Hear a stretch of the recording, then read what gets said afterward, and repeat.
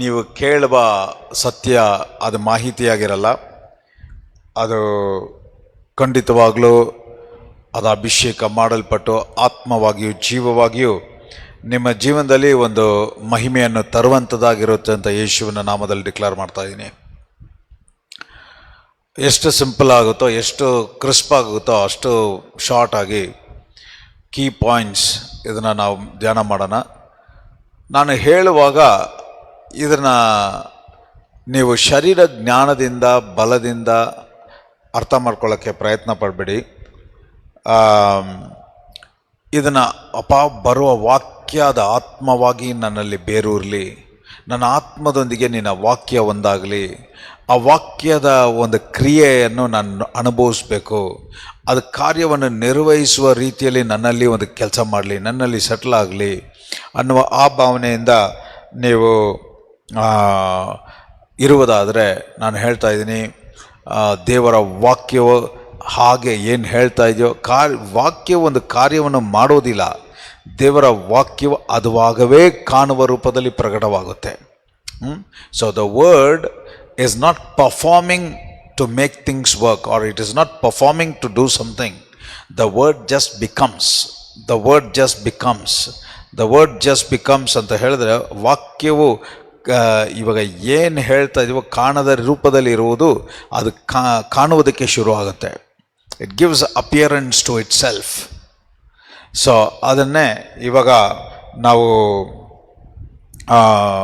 ಧ್ಯಾನ ಮಾಡೋಣ. Praise the Lord. Yes, welcome. ಇನ್ನೂ ಹೆಚ್ಚಾಗಿ ಬೇರೆಯವರು ಜಾಯ್ನ್ ಆಗುವಂತೆ ಈ ಲಿಂಕ್ನ ನೀವು ಬೇರೆಯವ್ರ ಜೊತೆ ಶೇರ್ ಮಾಡಿ ಅಂತ ಕೇಳ್ಕೊಳ್ತಾ ಇದ್ದೀನಿ. ನಿಮ್ಮ ಕಾಂಟ್ಯಾಕ್ಟ್ಸಲ್ಲಿ, ಗ್ರೂಪ್ಸಲ್ಲಿ ಶೇರ್ ಮಾಡಿ ಅಂತ ಕೇಳ್ಕೊಳ್ತಾ ಇದ್ದೀನಿ. Bless you all. All right. If God is good, why does he allow suffering? ದೇವರು ಒಳ್ಳೆಯವರಾಗಿದ್ದರೆ ಅವರು ದುಃಖವನ್ನು ಯಾಕೆ ಅನುಭವಿಸುತ್ತಾರೆ? Let me start with this. ದೇವರಿಗೆ ಮನುಷ್ಯನು ದುಃಖವಾಗಿರಬೇಕು ಅನ್ನೋದು ಚಿತ್ತ ಅಲ್ಲ. Suffering is not from God. ಹಾಗಾದರೆ ನಾವು ಹಲವಾರು ವಚನಗಳು ನೋಡ್ತೀವಿ, ಹಲವಾರು ಜಾಗದಲ್ಲಿ ನೋಡ್ತೀವಿ, ಈ ದೇವರು ಈ ಥರ ಮಾಡಿದ್ರು, ಆ ಥರ ಮಾಡಿದ್ರು. ಸೊ ಇದ್ರ ಬಗ್ಗೆಲ್ಲ ಸುಮಾರು ಸರಿ ನಾನು ವಿವರಿಸಿ ಹೇಳಿದ್ದೀನಿ. ನಾನು ಇನ್ನು ಕಂಟೆಕ್ಸ್ಟ್ ಹೇಳುವಾಗ ಈ ದಿನ ನಾನು ಕ್ರಿಸ್ಪಾಗಿ ಹೇಳುವ ಕಾರ್ಯವನ್ನು ಮಾತ್ರ ತುಂಬ ಗಮನದಿಂದ ಕೇಳಿ. ಮನುಷ್ಯನ ನೋವನ್ನು ಅನುಭವಿಸೋದು ದೇವರಿಗೆ ಪ್ರಿಯ ಅಲ್ಲ.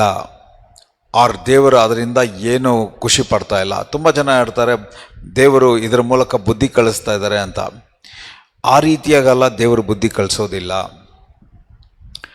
ಈಗ ನಮಗೆ ಆ ಸಫರಿಂಗ್, ಆ ದುಃಖ ಅನ್ನುವ ಪದ ಏನು, ಅದು ದುಃಖವನ್ನು ಅನುಭವಿಸೋದ್ರೆ ಏನು ಅನ್ನೋದನ್ನು ನಾನು ವಿವರಿಸಿ ಹೇಳುವಾಗ ನಿಮ್ಗೆ ಅರ್ಥ ಆಗುತ್ತೆ.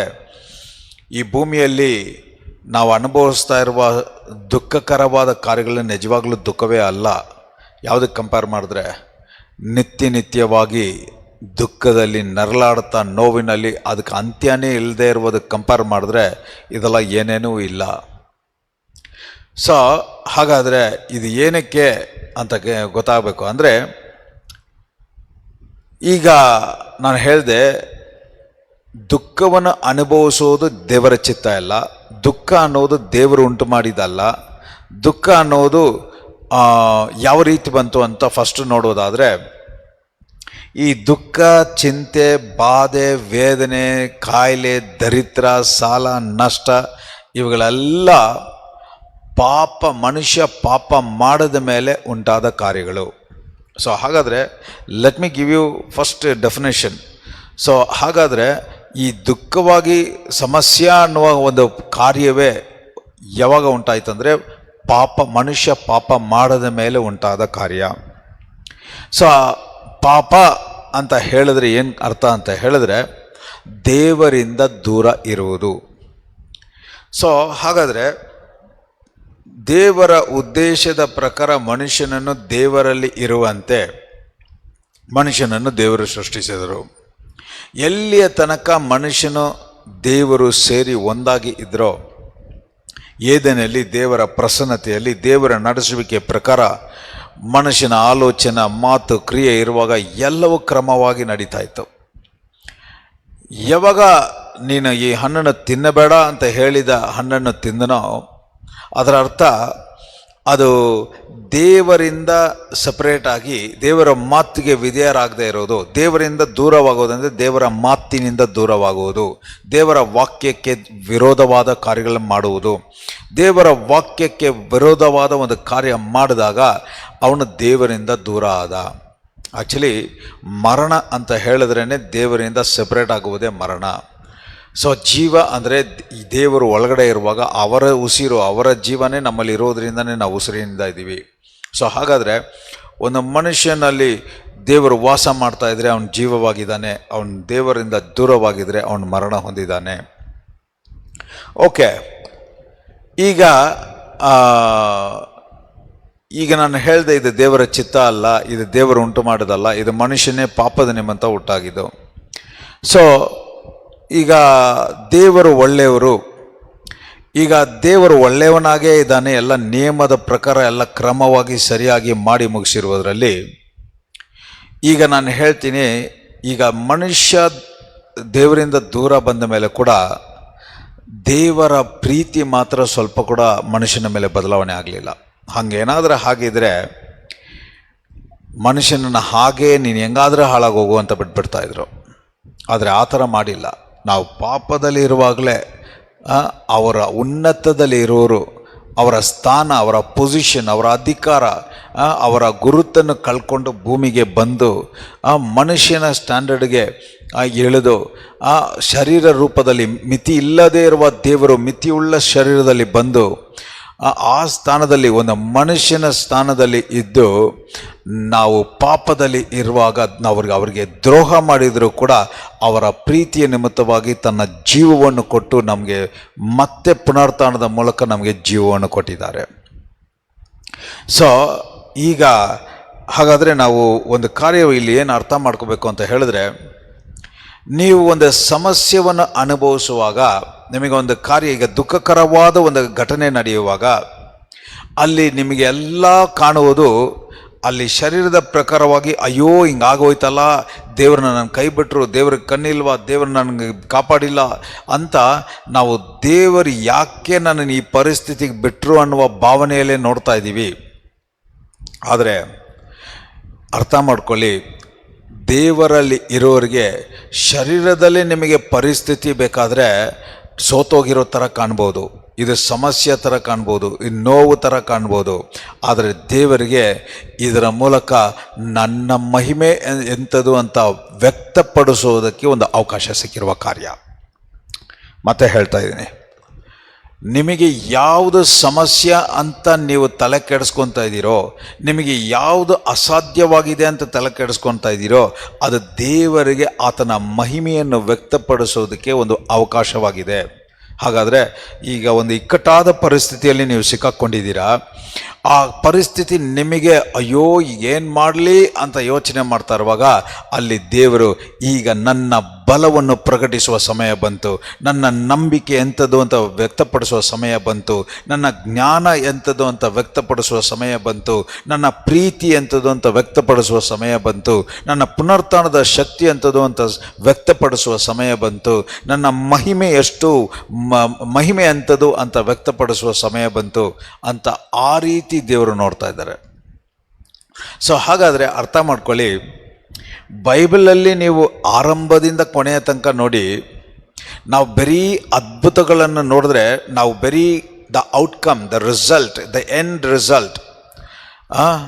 ಉದಾಹರಣೆಗೆ ಇಸ್ರೇಲ್ ಜನರು ಎಲ್ಲ ಈಜಿಪ್ತಿಂದ ಹೊರಗೆ ಬಂದು ಕೆಂಪು ಸಮುದ್ರದ ಮುಂದೆ ನಿಂತ್ಕೊಂಡಿದ್ದ ತಕ್ಷಣ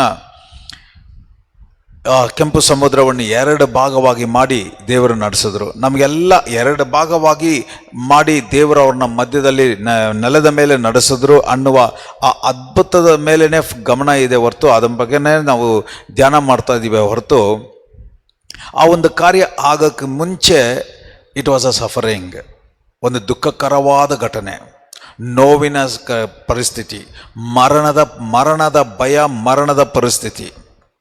ಸೊ ಹಾಗಾದರೆ ಅಲ್ಲಿ ಜನರು ಯಾವಾಗೆಲ್ಲ ಆ ಪರಿಸ್ಥಿತಿಯನ್ನು ಶರೀರ ಪ್ರಕಾರವಾಗಿ ಈಗ ನಮಗೆ ಏನೂ ದಿಕ್ಕಿಲ್ಲ, ಅದಕ್ಕೆ ಒಂದಷ್ಟು ಜನ ಹೇಳ್ತಾ ಇದ್ದಾರೆ, ಅಲ್ಲಿ ಇಸ್ರೇಲ್ ಜನರು, ಅಯ್ಯೋ ಈ ಥರ ಕಾಡಲ್ಲಿ ಬಂದು ಹಿಂಗೆ ಸಾಯೋದಕ್ಕೆ ನನ್ನನ್ನು ಕರ್ಕೊಂಬಂದ್ವಿ, ಇದಕ್ಕೆ ನಾವು ಈಜಿಪ್ಟಲ್ಲಿ ಅವನ ಕೆಳಗಡೆ ದಾಸರಾಗಿ ಕೆಲಸ ಮಾಡ್ತಾ ನೆಮ್ಮದಿಯಾಗಿರ್ಬೋದಾಯಿತು ಅಂತ ಮಾತಾಡ್ತಾರೆ.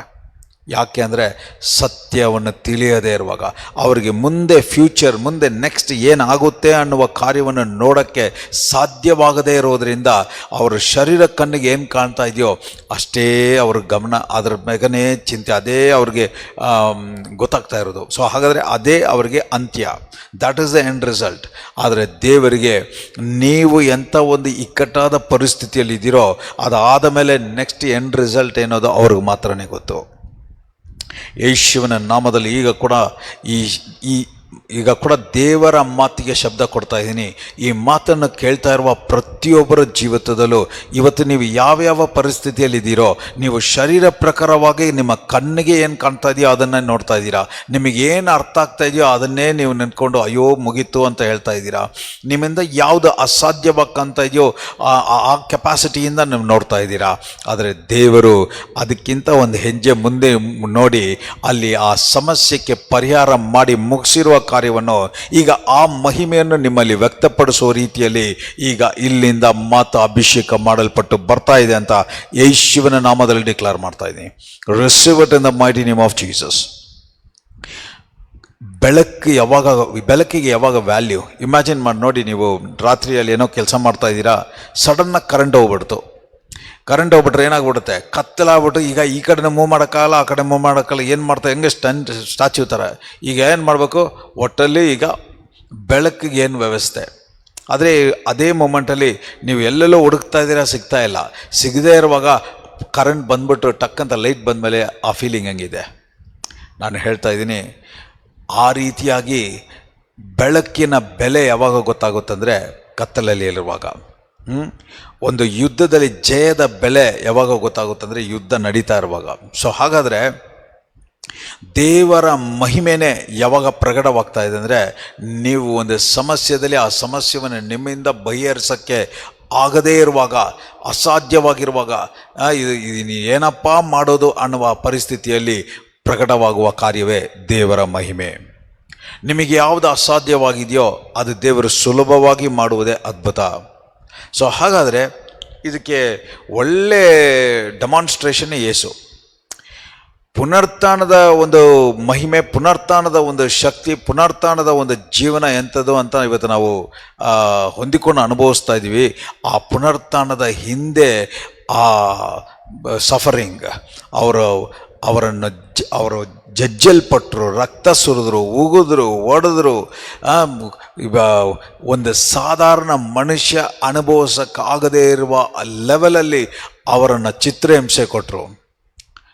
ಆದರೆ ಅವರು ಮುಂದೆ ದೇವರು ಇದನ್ನೆಲ್ಲ ನೋಡ್ತಾ ಇರುವ ಕೂಡ ಶರೀರದಲ್ಲಿ ಯೇಸು ಏನು ಅನುಭವಿಸ್ತಾ ಇದ್ರೋ ಅದರ ಅಂತ್ಯವನ್ನು ದೇವರು ಮಹಿಮೆಯಾಗಿ, ಅವರ ಮಹಿಮೆ, ದ ಗ್ರೇಟರ್ ಗ್ಲೋರಿ, ಮಹಿಮೆಯ ಮೇಲೆ ಮಹಿಮೆ, ಬಲದ ಮೇಲೆ ಬಲ, ಸಾಮರ್ಥ್ಯದ ಮೇಲೆ ಸಾಮರ್ಥ್ಯ ಎಂಥದ್ದು ಅಂತ ಎಲ್ಲಿ ಪ್ರಕಟಪಡಿಸ್ತಾ ಇದ್ದಾರೆ ಅಂತ ಹೇಳಿದ್ರೆ, ಮನುಷ್ಯನಿಂದ ಏನಿದ್ರು ಬದುಕಿರುವಾಗ ಮಾತ್ರನೇ ಅವನಿಂದ ಸೈನ್ಸ್ ಪ್ರಕಾರ ಡಾಕ್ಟರ್ಗಳು ಕೂಡ ಏನಾದರೂ ಮಾಡಿ ಬದುಕಿಸ್ಬೋದು. ಆದರೆ ಜೀವನೇ ಹೋಗಿದ್ದ ಮೇಲೆ ಕೂಡ ಜೀವಂತವಾಗಿ ಎಬ್ಬರಿಸುವ ಸಾಮರ್ಥ್ಯ, ಶಕ್ತಿ, ಬಲ ದೇವರಿಗೊಬ್ಬರಿಗೆ ಇರೋದು. ಸೊ ಹಾಗಾದರೆ ನಿಮಗಿರುವ ಸಮಸ್ಯೆ, ಈಗ ಇದರಲ್ಲಿ 2 ಕಾರ್ಯಗಳನ್ನ ವಿವರಿಸ್ತೀನಿ, ತುಂಬ ಗಮನದಿಂದ ಕೇಳಿ. ಫಸ್ಟ್ ಆಫ್ ಆಲ್ ಯಾಕೆ ಇದು ಅಂತ ಹೇಳ್ತೀನಿ. ಯಾಕೆ ದೇವರು ಅನುಮತಿಸಿದ್ರು ಅಂತ. ಅನುಮತಿ ಮಾಡಿದ್ರೆ, ಅನುಮತಿ ಅನ್ನೋದು ದೇವರು ಅನುಮತಿಸೋದಲ್ಲ. ಯಾವಾಗ ದೇವರಿಂದ ನಾವು ಬೇರ್ಪಡ್ತೀವೋ, ಈಗ ಸೈತಾನ ಕೂಡ ಅವನು ಬೇರೆ ಯಾವುದ್ರ ಮೇಲೆ ಟಾರ್ಗೆಟ್ ಮಾಡ್ತಾ ಇಲ್ಲ, ನಿಮ್ಮನ್ನು ದೇವರನ್ನು ಸೆಪ್ರೇಟ್ ಮಾಡೋದಕ್ಕೆ. ನಿಮಗೆ ಯಾವುದು ವೀಕ್ನೆಸ್ ಏರಿಯಾ ಇದೆ ಆ ಏರಿಯಾದ ಮೂಲಕ ನಿಮ್ಮನ್ನು ದೇವರನ್ನು ಸೆಪ್ರೇಟ್ ಮಾಡ್ತಾ ಇದ್ದಾನೆ. ಯಾವಾಗ ನೀವು ದೇವರಿಂದ ಸೆಪ್ರೇಟ್ ಆಗ್ತಾ ಇದ್ದೀರೋ ಆವಾಗ ಅವನು ಒಳಗಡೆ ಬರೋಕ್ಕೆ ಅವನಿಗೆ ಅನುಕೂಲವಾಗ್ತಾ ಇದೆ. ಸೊ ಅದರಿಂದ ಇದು ದೇವರಿಂದ ಬೇರ್ಪಡಿಸುವ ಕಾರ್ಯ. ಸೊ ಈಗ I will come to a very critical question. ಏನು ಕ್ವೆಶ್ಚನ್ ಅಂದರೆ, ದೇವರು ಮನುಷ್ಯ ಪಾಪ ಮಾಡ್ತಾನೆ ಅಂತ ಗೊತ್ತಿದ್ರು ಈ ಒಂದು ಕಾರ್ಯವನ್ನು ಯಾಕೆ ಇಟ್ಟರು? ಸರಿ, ಅದೊಂದು ಪ್ರಶ್ನೆ. ಇನ್ನೊಂದು ಪ್ರಶ್ನೆ, ದೇವರು ಈ ಭೂಮಿಯನ್ನು ಸೃಷ್ಟಿಸುವಾಗ ಇದು ನಿರಂತರವಾಗಿ ಇರುವ ರೀತಿಯಲ್ಲಿ ಸೃಷ್ಟಿಸಿದ್ರ, ಇಲ್ಲ ತಾತ್ಕಾಲಿಕವಾಗಿರುವಂತೆ ಸೃಷ್ಟಿಸಿದ್ರ? ಇದೆಲ್ಲ ನೀವು ಪ್ರಶ್ನೆಗೆ ಉತ್ತರ ಎಲ್ಲಿದೆ ಅಂತ ಹೇಳಿದ್ರೆ, ಅವರು ಯಾರು, ದೇವರು ಯಾರು? ದೇವರು ಎಂಬುವರು ಪ್ರೀತಿ. He is love. ಸೊ ಅದರಿಂದನೇ ಅವರು ಪ್ರೀತಿಯಾಗಿರೋದ್ರಿಂದ ಅವರ ಸ್ವಭಾವನೇ ಅವರ ಹಾಗೆ ಎಲ್ಲರೂ ಇರಬೇಕು ಅಂತ, ಅವರ ಹಾಗೆ ಹಂಚಿಕೊಳ್ಳಬೇಕು. ಅವರ ಕ್ಯಾರೆಕ್ಟರಿಸ್ಟಿಕ್ಸ್, ಅವರ ನೇಚರ್, ಅವರ ಸ್ವಭಾವ, ಅವರ ಸಾಮರ್ಥ್ಯ, ಅವರ ಬಲ ಹಾಗೇ ಇರಬೇಕು ಅಂತಲೇ ಮನುಷ್ಯನನ್ನು ಸೃಷ್ಟಿ ಮಾಡಿದ್ರು. ಈಗ ಮನುಷ್ಯನನ್ನು ಸೃಷ್ಟಿ ಮಾಡಿ ರೋಬೋಟ್ ಥರ ಮಾಡಿಬಿಟ್ಟಿದ್ರೆ ಆವಾಗ ನೀವು ನೀವಾಗ ಕೇಳಿದ ಪ್ರಶ್ನೆಗೆ ಹೇಳ್ಬೋದು, ಅಯ್ಯೋ ಇದನ್ನು ಇಟ್ಟಿದ್ರೆ ತಿಂದ ತಾನೇ ಮಾಡಿದ್ದು, ಇದು ಇರಲೇ ಇದ್ರೆ ಅವ್ನು ತಿನ್ನೋಕ್ಕೆ ಅವಕಾಶನೂ ಸಿಗ್ತಾ ಇರಲಿಲ್ಲ ಅಂತ ಹೇಳಿದ್ರೆ ಅದು ಒಂಥರ ರೋಬೋಟ್ ಥರ ಆಗಿರೋದು. ಈಗ ದೇವರು ಮನುಷ್ಯನ ಬಂದು ಆತನ ಪ್ರೀತಿ ಎಂಥದ್ದು ಅಂತ ಅರಿತು ಒಪ್ಪಿಕೊಂಡು ಅನುಭವಿಸಿ ಅಕ್ನಾಲೇಜ್ ಮಾಡುವಂತೆ ಈ ಭೂಮಿನ ಸೃಷ್ಟಿ ಮಾಡಿದ್ರು ಕೂಡ ಏನು ಹೇಳಿದ್ರು, ಈ ಜೀವವೃಕ್ಷದಿಂದ ನೀನು ತಿನ್ನು. ಸೊ ಹಾಗಾದರೆ original design of this earth, ಈ ಭೂಮಿಯನ್ನು ಸೃಷ್ಟಿಸುವಾಗ ಈ ಭೂಮಿ ಎಲ್ಲ ರೀತಿಯಲ್ಲೂ ಕ್ರಮವಾಗಿ ಸರಿಯಾಗಿ ಪರ್ಫೆಕ್ಟಾಗೇ ಇತ್ತು. ಆದರೆ ಏನು ಅಂತ ಹೇಳಿದ್ರೆ, ನೀನು ಎಲ್ಲಿಯ ತನಕ ನನ್ನ ಪ್ರೀತಿಯಲ್ಲಿದ್ದು ನನ್ನ ಪ್ರೀತಿಯಲ್ಲಿ ನೀನು ನಡೆಯುವಾಗ, ಹಾಗಾದರೆ ನಾನು ನಿನ್ನಲ್ಲಿ ಪ್ರಕಟವಾಗುವ ತನಕ ನಿನಗೆ ಎಲ್ಲ ನಿರಂತರವಾಗೇ ನಡೀತಾ ಇರುತ್ತೆ. ಆದರೆ ಏನು ಒಂದು ಗೊತ್ತು ಅಂತ ಹೇಳಿದ್ರೆ, ನೀನು ನನ್ನ ಪ್ರೀತಿಯನ್ನು ನಿಜವಾಗ್ಲೂ ಅನುಭವಿಸ್ದೆ ನೀನು ನಿರಂತರವಾಗಿ ನಿತ್ಯವಾಗಿ ನಾನು ಒಂದಾಗಿರೋಕ್ಕೆ ಸಾಧ್ಯವಿಲ್ಲ. ಯಾಕಂತ ಹೇಳಿದ್ರೆ, ಈಗ ನಾನು ಒಂದು ಕೇಳ್ತೀನಿ ನೋಡಿ, ಒಂದು ಪ್ರಾಡಕ್ಟ್ ಬಗ್ಗೆ ನಿಮಗೆಲ್ಲ ಗೊತ್ತು ಅಂತ ಯಾವಾಗ ಹೇಳ್ತೀರಾ ಗೊತ್ತಾ? ಫಾರ್ ಎಕ್ಸಾಂಪಲ್, ನಿಮ್ಮ ಕೈಯಲ್ಲಿ ಒಂದು ಫೋನ್ ಇದೆ. ಆ ಫೋನು ಒಂದು 5 ವರ್ಷ ಯೂಸ್ ಮಾಡ್ತಾ ಇದ್ದೀರಾ, ಅದರಲ್ಲಿ ಒಂದು ಸರಿ ಕೂಡ ಅದು ಕೆಟ್ಟೋಗಿಲ್ಲ, ಎಲ್ಲ ಪರ್ಫೆಕ್ಟ್ ಆಗಿದೆ. ಈಗ ನಾನು 5 ವರ್ಷ ಆದಮೇಲೆ ಕೂಡ ಈಗ ನಿಮ್ಮ ಆ ಫೋನ್ ಬಗ್ಗೆ ಎಲ್ಲ ಗೊತ್ತಾ ಅಂತ ಹೇಳಿದ್ರೆ ಏನು ಹೇಳ್ತೀರಾ? ಎಲ್ಲ ಗೊತ್ತು ಅಂತ ಹೇಳಿದ್ರೆ ಬರೀ ನೋಡೋಕ್ಕೆ ಯೂಸ್ ಮಾಡೋಕ್ಕೆ ಗೊತ್ತಾಯಿತು. ಈಗ 5 ವರ್ಷ ಆದಮೇಲೆ ಟಪ್ ಅಂತ ಸ್ಕ್ರೀನ್ ಬ್ಲಾಂಕ್ ಆಗೋಯ್ತು. ಸೊ ಸ್ಕ್ರೀನ್ ಬ್ಲಾಂಕ್ ಆಯಿತು. ಈಗ ಏನು ಮಾಡ್ತಾ ಇದ್ದೀರಾ? ಈಗ ಕೆಟ್ಟೋಯ್ತು. ಅದು ಕೆಟ್ಟೋಗಿದ್ದಕ್ಕೆ ಏನು ಕಾರಣ? ಈಗ ಅದನ್ನು ತಗೊಂಡೋಗಿ ಸರ್ವಿಸ್ ಸೆಂಟ್ರ್ ಕೊಡುವಾಗ ಅವನಿಗೆ ಕೇಳ್ತಾನೆ, ನೀವು ಫುಲ್ ಬ್ರೈಟಲ್ಲಿ ಇಟ್ಟಿದ್ರಾ, ಫುಲ್ ಚಾರ್ಜಿಂಗಲ್ಲಿ ಹಾಕ್ಕೊಂಡು ನೋಡ್ತಾ ಇದ್ರಾ, ಇಲ್ಲ ಓವರ್ ಹೀಟಿಂಗ್ ಆಗೋ ಥರ ಏನಾರು ಆಕ್ಟಿವಿಟಿ ಮಾಡಿದ್ರಾ? ಸೊ ಹಾಗಾದರೆ ಆ ಒಂದು ಪ್ರಾಡಕ್ಟ್ ಕೂಡ ಅದರ ಬಗ್ಗೆ ಎಲ್ಲ ಗೊತ್ತು ಅಂತ ಹೇಳುವಾಗ ಯಾವಾಗಂದರೆ ಚೆನ್ನಾಗಿ ನಡೀತಾ ಇರುವಾಗಲ್ಲ, ಅದಕ್ಕೆ ಉಲ್ಟಾ ನಡೆಯುವಾಗ ಕೂಡ ಅದು ಯಾವ ಕಾರಣದಿಂದ ಇರೋದರಿಂದ ನೆಕ್ಸ್ಟ್ ಟೈಮ್ ಅದನ್ನು ಮಾಡಬಾರ್ದು ಅನ್ನುವ ರೀತಿಯಲ್ಲಿ ಆ ವಿಷಯ. ಹಾಗಾದರೆ the positive and the negative ಎಲ್ಲ ವಿಷಯಗಳು ತಿಳಿದಿರುವಾಗ ಮಾತ್ರನೇ ಅದಂದರೆ ಅದು ಏನಕ್ಕೆ ಕೆಲಸ ಮಾಡ್ತಾ ಇದೆ ಅಂತ ಗೊತ್ತಿರಬೇಕು. ಅದು ಕೆಲಸ ಮಾಡ್ತಾ ಇಲ್ಲ ಅಂದರೆ ಅದು ಯಾಕೆ ಕೆಲಸ ಮಾಡ್ತಾ ಇಲ್ಲ ಅಂದ್ರೂ ಗೊತ್ತಿರಬೇಕು. ಆ್ಯಕ್ಚುಲಿ ದೇವರ ಆ ರೀತಿಯಾಗಿ ಅವರು ಒಂದು ಈ ಒಳ್ಳೆಯದರ ಕೆಟ್ಟದರ ಮರವನ್ನು ಇಟ್ಟಿದೆ. ನೀನು ಎಲ್ಲಿ ತನಕ ಜೀವವೃಕ್ಷವನ್ನು ತಿಂತಾ ಇದೆಯೋ ಅಲ್ಲಿ ತನಕ ಅವರ ಒಳ್ಳೆಯ ಸ್ವಭಾವಗಳನ್ನೇ ಅನುಭವಿಸ್ತಾ ಇರ್ತೀಯ. ಆದರೆ ನೀನು ಅವ್ರನ್ನ ಪರಿಪೂರ್ಣವಾಗಿ ಅರ್ಥ ಮಾಡ್ಕೊಳ್ಳೋಕ್ಕೆ ಸಾಧ್ಯ ಇಲ್ಲ. ಆದರೆ ಯಾವ ದಿನ ನೀನು ಆ ಒಳ್ಳೆಯದರ ಕೆಟ್ಟದರ ಅರಿವು ಉಂಟಾಗುವ ಹಣ್ಣನ್ನು ತಿನ್ಬಿಡ್ತೀಯೋ ಆ ದಿನ ಅದನ್ನು ತಿನ್ನುವುದಕ್ಕೆ ಕೂಡ ವಾಟ್ ಈಸ್ ದ ರೀಸನ್?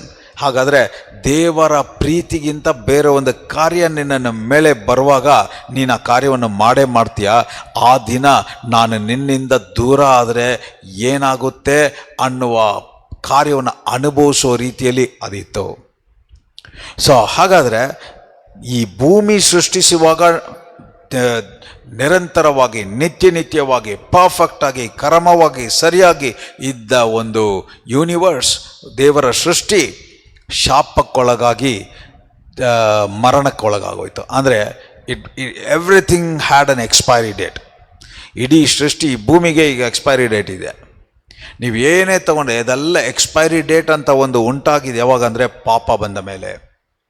ಅದಕ್ಕೆ ಈಗ ಇದು ಏನಕ್ಕೆ ಇದು ತಾತ್ಕಾಲಿಕವಾಗಿದ್ದ ಕಾರ್ಯ ಪಾಪದ ನಿಮಿತ್ತವಾಗಿ ಆದರೂ ದೇವ್ರಿಗೆ ಗೊತ್ತು, ನೀನು ಬರೀ ಏದೇನಲ್ಲಿ ನನ್ನ ಒಳ್ಳೆಯ ಕಾರ್ಯಗಳನ್ನ ಮಾತ್ರ ತಿಳಿದು ನೀನು ನಿರಂತರವಾಗಿ ನಿತ್ಯವಾಗಿರೋಕ್ಕೆ ಸಾಧ್ಯ ಇಲ್ಲ.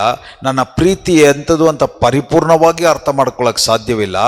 ಆದರೆ ನನ್ನ ಪ್ರೀತಿ ಎಂಥದ್ದು ಅಂತ ನೀನು ಒಂದು ಅಸಾಧ್ಯವಾದ ಪರಿಸ್ಥಿತಿಯಲ್ಲಿ ಇರುವಾಗ ಅದು ನನ್ನಿಂದ ಮಾತ್ರನೇ ಸಾಧ್ಯ ಅನ್ನುವ ಅರ್ಥ ಆಗುವ ರೀತಿಯಲ್ಲಿ ಅದು ನಿನ್ನನ್ನು ಮುಟ್ಟುವಾಗ, ಅದಕ್ಕೆ ನೋಡಿ ಇವತ್ತು ಯೇಸು ಕ್ರಿಸ್ತನನ್ನು ಸ್ವಂತ ರಕ್ಷಕನಾಗಿ ಸ್ವೀಕರಿಸಿಕೊಂಡಿರೋರೆಲ್ಲ ಎಲ್ಲ ಸುಮ್ಮನೆ ಎಲ್ಲ ಚೆನ್ನಾಗಿತ್ತು ಅಂಥವರ ಬಂದು ಯೇಸುವಿನ ಸ್ವಂತ ರಕ್ಷಕನ ಸ್ವೀಕರಿಸ್ಕೊತಾ ಇದ್ದಾರೆ.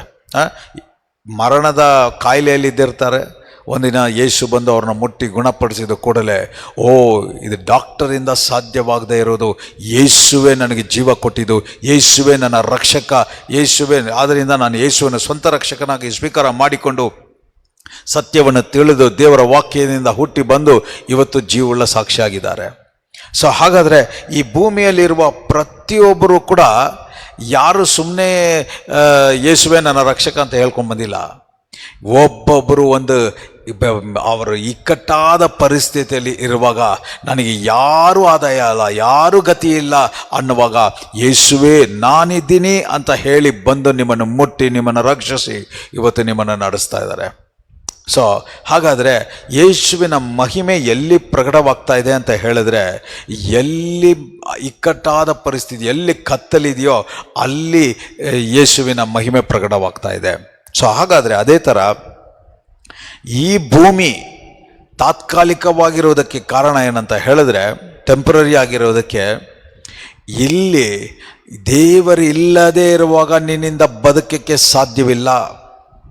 ದೇವರು ನಿನ್ನೊಟ್ಟಿಗೆ ಇಲ್ಲದೇ ಇರುವಾಗ ನೋವನ್ನು ನಿನ್ನನ್ನು ತಡ್ಕೊಳ್ತಾ ಇದೆಯಾ? ಸೊ ಹಾಗಾದರೆ ಅವರು ಸಿಂಪಲಾಗಿ ಹೇಳ್ತಾ ಇದ್ದಾರೆ, ಈಗ ದೂರ ಇರೋದ್ರಿಂದ ಉಂಟಾದ ಕಾಯಿಲೆ, ದರಿದ್ರ, ನಷ್ಟ, ಸಾಲ, ನೋವು, ಅಯ್ಯೋ ಇರೋದಕ್ಕಿಂತ ಸಾಯೋದೇ ಮೇಲು ಅಂತ ಎಷ್ಟೋ ಜನ ಸೂಸೈಡ್ ಮಾಡ್ಕೊತಾ ಇದ್ದಾರೆ.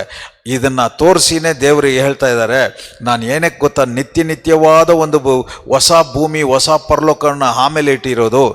ನೀನು ಇಲ್ಲಿ ಒಂದು ನೋವನ್ನು ಅನುಭವಿಸಿ ಇದನ್ನೇ ತಡ್ಕೊಳ್ಳೋಕ್ಕೆ ಸಾಧ್ಯವಾಗಲಿಲ್ಲ ಅಂದರೆ, ಮುಂದಿನ ನಿರಂತರವಾಗಿ ನಿತ್ಯವಾಗಿ ನಿನ್ನಿಂದ ತಡ್ಕೊಳ್ಳೋಕ್ಕಾಗದೇ ಇರುವ ಒಂದು ವೇದನೆ, ದುಃಖ, ಚಿಂತೆ, ನೋವು ಇದೆ.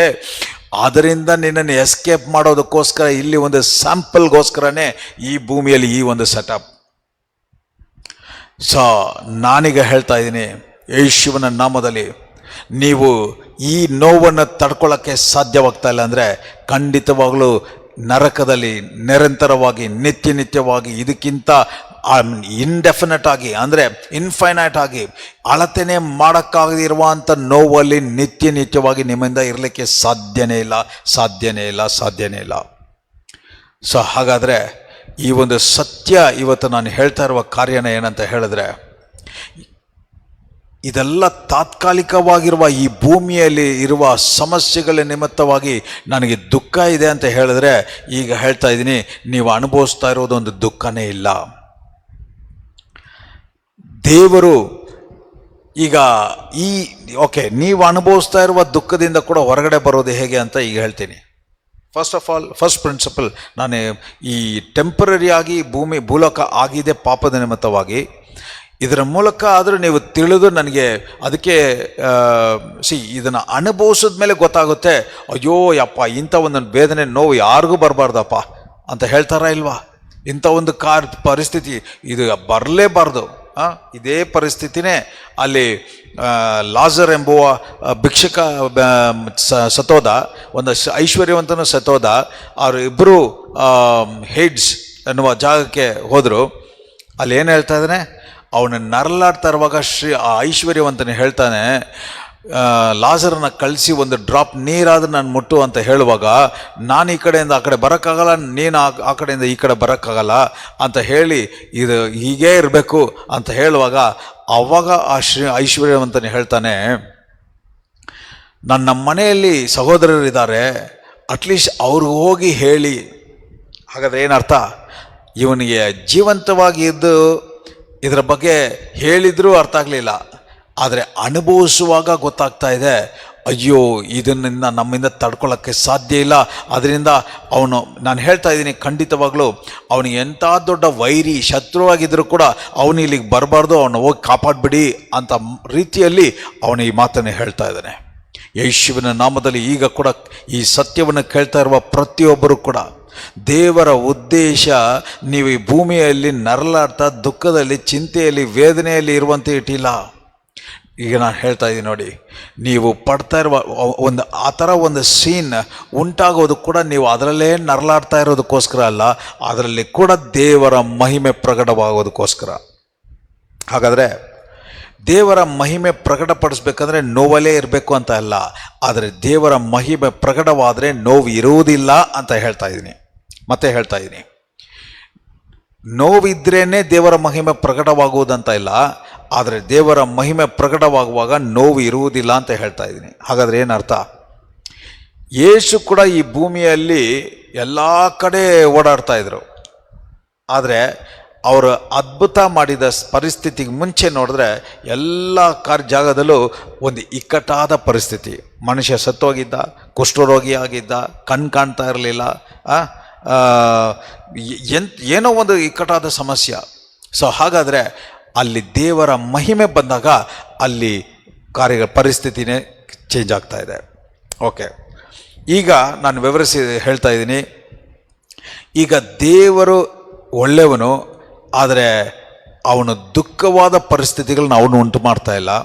ದುಃಖವಾದ ಪರಿಸ್ಥಿತಿಗಳು ಉಂಟಾಗುವುದೇ ಅವರಿಂದ ದೂರ ಇರುವಾಗ. ಅದು ಒಂದು ಕಾರಣ, ಒನ್ ಆಫ್ ದ ರೀಸನ್. ಆದರೆ ಹಲವಾರು ಕಾರಣಗಳಿದೆ. ಈಗ ನೀವು ದೇವರಲ್ಲಿ ಐಕ್ಯತೆಯಲ್ಲಿ ಇರುವಾಗ ಕೂಡ ನೀವು ನೆಕ್ಸ್ಟ್ ಲೆವೆಲ್ ಆದ ಮಹಿಮೆಯನ್ನು ಕರ್ಕೊಂಡು ಹೋಗ್ತಾ ಇದ್ದಾರೆ. ಈಗ ನಾ ಈ ಪಾಯಿಂಟ್ನ ಹೇಳುವಾಗ ತುಂಬ ಗಮನದಿಂದ ಕೇಳಿ.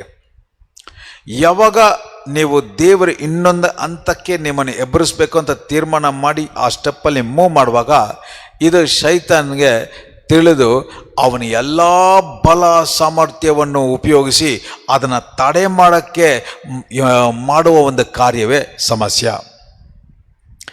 ಇನ್ನೊಂದ್ಸರಿ ಹೇಳ್ತೀನಿ, ಇದು ಯಾವಾಗಲೂ ನೀವೇನು ತಪ್ಪು ಮಾಡಿದ್ರಿ, ನೀವೇನು ಪಾಪ ಮಾಡಿದ್ರಿ, ನಿಮಗೇನು ಕಾರ್ಯ ನಡೀತು ಅಂತ ಅದರಿಂದ ಸಮಸ್ಯೆ ಬರೋದಿಲ್ಲ.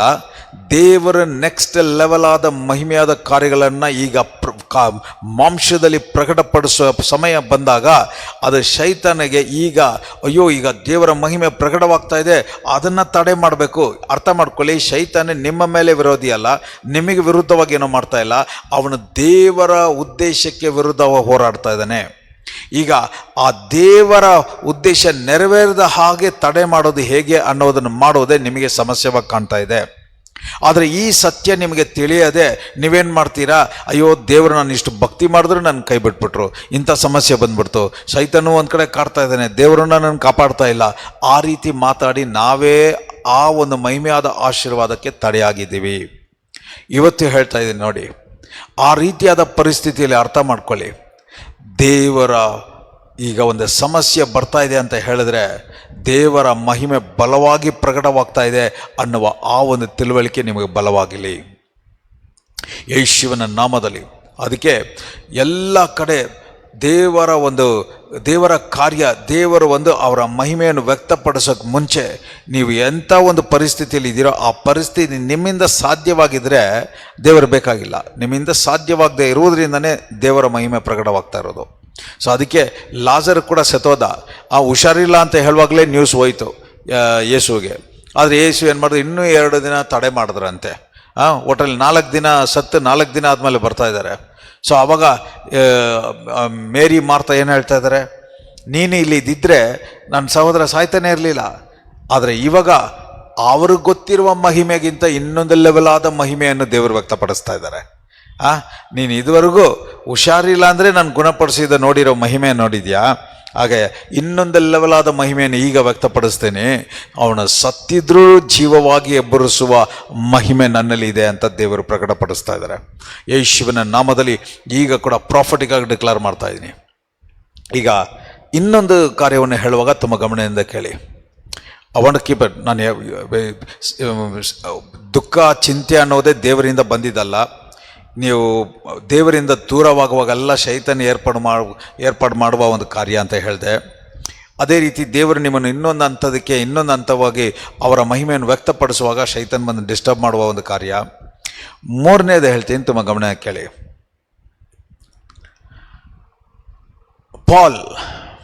ಪಾಲ್ ಲೈಫಲ್ಲಿ ಅಬ್ಸರ್ವ್ ಮಾಡಿ, ಅವನು ಎಲ್ಲ ಕಡೆ ಯೇಸುವಿನ ಸುವಾರ್ತೆಯನ್ನು, ಯೇಸು ಎಂಥವರು ಅಂತ ದೇವರ ನಾಮ ಮಹಿಮೆ ಪಡುವಂಥ ಕಾರ್ಯಗಳನ್ನು ಮಾಡ್ಕೊಂಬರ್ತಾ ಇದ್ದಾನೆ. ಆದರೆ ಅವನು ಎಲ್ಲಿ ಹೋದರೂ ಹಿಂಸೆ, ಹೊಡೆತ. ಒಂದು ಪಾಯಿಂಟಲ್ಲಿ ಅವನ್ನ ಒಡೆದು ಚಿತ್ರಹಿಂಸೆ ಮಾಡಿ ಸತ್ತೋದ ಅಂದ್ಕೊಂಡು ಬಾಡಿನ ಊರಾಚೆ ಬಿಸಾಕ್ಬಿಟ್ಟು ಬಂದರು. ಆದರೆ ನೆಕ್ಸ್ಟ್ ಡೇ ಬೆಳಗ್ಗೆ ಎದ್ದು ಹೋಗಿ ಅದೇ ಊರೊಳಗಡೆ ಸುವಾರ್ತೆ ಹೇಳ್ತಾ ಇದ್ದಾನೆ. ಇದು ಹೇಗೆ ಸಾಧ್ಯ ಇದೆ? This is the key. Actually ಸಮಸ್ಯೆದ ಮಧ್ಯದಲ್ಲೂ ನೀವು ಸಮಾಧಾನವಾಗಿರೋಕ್ಕೆ ಸಾಧ್ಯ, ಸಮಸ್ಯೆದ ಮಧ್ಯದಲ್ಲೂ ನೀವು ಆನಂದವಾಗಿರೋಕ್ಕೆ ಸಾಧ್ಯ, ಸಮಸ್ಯೆದ ಮಧ್ಯದಲ್ಲೂ ದೇವರು ಒಳ್ಳೆಯವರು ಎಂಬುದನ್ನು ವ್ಯಕ್ತಪಡಿಸೋಕ್ಕೆ ಸಾಧ್ಯ, ಸಮಸ್ಯೆದ ಮಧ್ಯದಲ್ಲೂ ದೇವರಲ್ಲಿ ಕುತೂಹಲದಿಂದ ಕೊಂಡಾಡೋದಕ್ಕೆ ಸಾಧ್ಯ ಅನ್ನುವ ಪ್ರಿನ್ಸಿಪಲನ್ನು ಎಕ್ಸ್ಪ್ಲೈನ್ ಮಾಡ್ತಾ ಇದ್ದೀನಿ. ತುಂಬ ಗಮನದಿಂದ ಕೇಳಿ. ನೀವು ಈಗ ಸತ್ವದ ಅನ್ನುವ ಲೆವೆಲ್ಗೆ ಅವನ್ನ ಅಲ್ಲಿ ಹೊಡೆದಿದ್ದಾರೆ ಅಂತ ಹೇಳಿದ್ರೆ ಅವನಿಂದ ಹೇಗೆ ವಾಪಸ್ ಬಂದು ಊರೊಳಗಡೆ ನಿಂತ್ಕೊಳ್ಳೋಕ್ಕಾದರೂ ಸಾಧ್ಯ, ಮಾತಾಡೋಕ್ಕೆ ಸಾಧ್ಯ?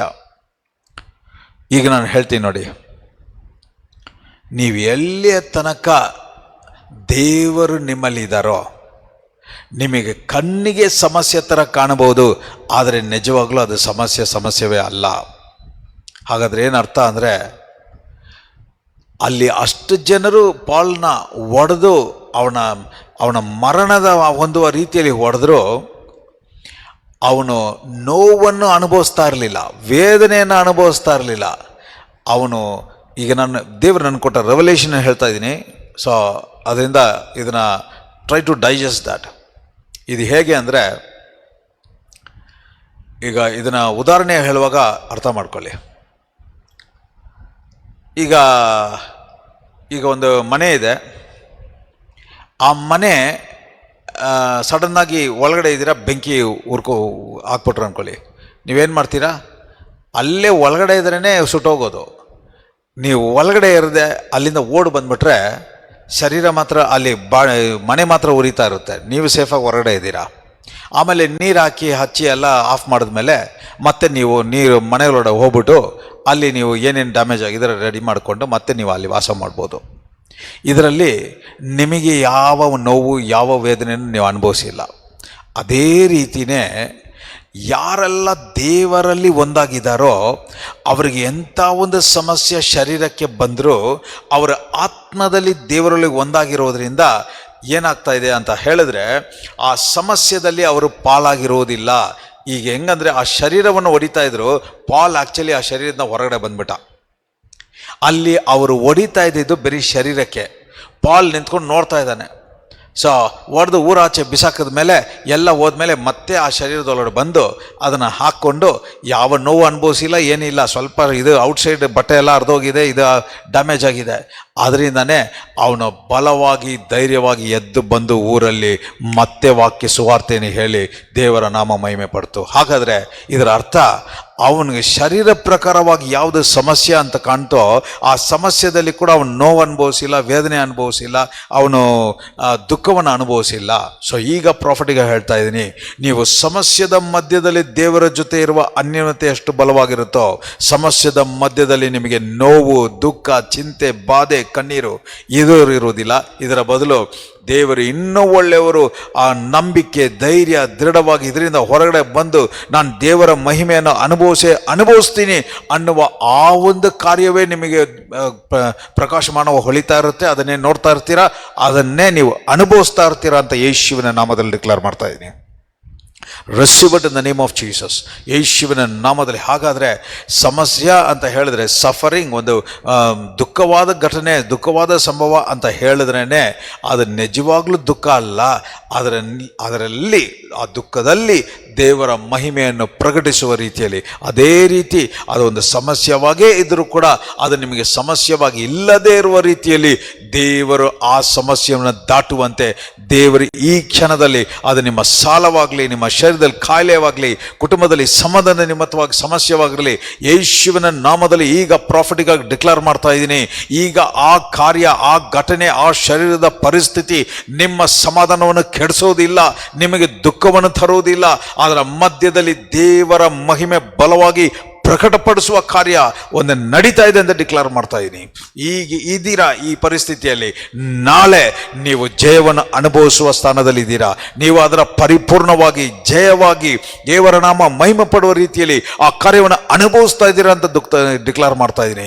ಒಂದು ವೇಳೆ ಶರೀರದಲ್ಲಿ ವೀಕ್ ಆಗಿ ಆ ಕಾರ್ಯ ನಿಮ್ಮನ್ನು ಭಯದಲ್ಲಿ, ಮರಣದ ಭಯದಲ್ಲಿ ನಡೀತಾ ಇದ್ರು ಕೂಡ, ಈಗ ನಿಮ್ಮ ಆತ್ಮದ ವ್ಯಕ್ತಿ ಈ ವಾಕ್ಯವನ್ನು ಹೊಂದಿಕೊಂಡು ಬಲ ಹೊಂದಿರೋದ್ರಿಂದ ಈಗ ಆ ಘಟನೆ, ಆ ಪರಿಸ್ಥಿತಿಯಿಂದ ಹೊರಗಡೆ ಬಂದು ಅದು ನಿಮ್ಮನ್ನು ಯಾವ ತೊಂದರೆ ಮಾಡದ ಹಾಗೆ, ಈಗ ಪ್ರಾಬ್ಲಮ್ ಸಾಲ್ವ್ ಆದ ಮೇಲೆ ಈಗ ನೀವು ಮತ್ತೆ ಒಳಗಡೆ ಹೋಗಿ ನೆಮ್ಮದಿಯಾಗಿ ವಾಸ ಮಾಡ್ತಾ ಇದ್ದೀರಾ ಅಂತ ಡಿಕ್ಲೇರ್ ಮಾಡ್ತಾ ಇದ್ದೀನಿ. Receive it in the mighty name of Jesus.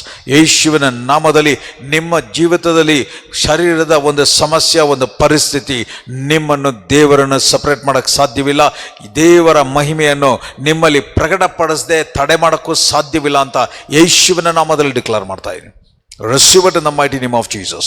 ಯೇಸುವಿನ ನಾಮದಲ್ಲಿ ಅದೇ ರೀತಿ ನೋಡಿ, ಇಲ್ಲಿ ಕೂಡ 2 ದಿನ ಲೇಟಾಗಿ ಸತ್ತೋದ.